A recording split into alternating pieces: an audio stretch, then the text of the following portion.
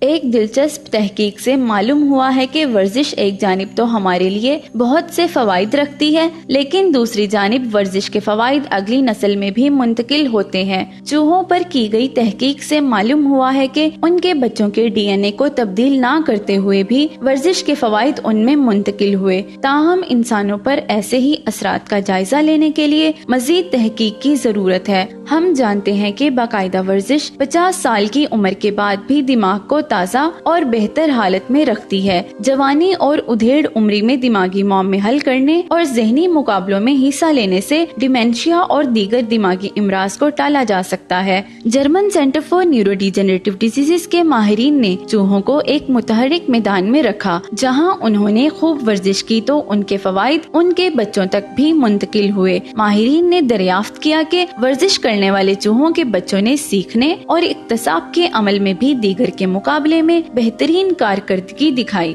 چوہوں کے بچوں کے دماغی خلیات کے باہمی روابط بھی مضبوط دیکھے گئے، جسے طب کی زبان میں سائنیپٹک پلاسٹیسٹی کہتے ہیں، اور یہ عمل جس دماغی حصے میں ہوتا ہے اسے ہپوکیمپس کہتے ہیں، جو سیکھنے اور سمجھنے کی صلاحیت کا اہم مرکز بھی ہے۔ اس سے قبل ماہرین کہتے رہے ہیں کہ والدین کا ذہنی تناؤ اور صدمہ بھی اولاد تک منتقل ہوتا ہے، اور یہ عمل ایپی جینیٹک وراثت کہلاتا ہے۔ ایک اور مثال یہ ہے کہ اگر والدین ناقص غذا کھاتے ہیں تو اس کے منفی اثرات اگلی نسل تک بھی منتقل ہو سکتے ہیں، لیکن اس عمل میں ڈی این اے تبدیل نہیں ہوتا، بلکہ فوائد یا نقصانات والدین کے آر این اے سے اولاد تک پہنچتے ہیں۔ ماہرین نے اس تحقیق کو ایک اہم قدم قرار دیا ہے۔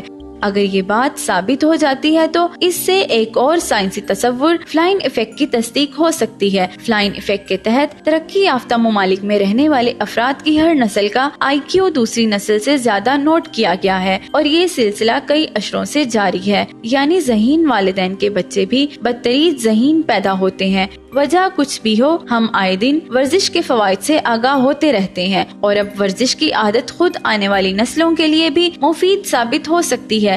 اسی لیے ماہرین نے ورزش سے بھرپور زندگی پر زور دیا ہے۔ مزید اس طرح کی انفارمیٹیو ویڈیوز حاصل کرنے کے لیے ہمارا پیج ویلیو HDTV ضرور لائک کیجیے۔ اپنی میزبان انصب ناز کو اجازت دیجیے۔ اللہ حافظ۔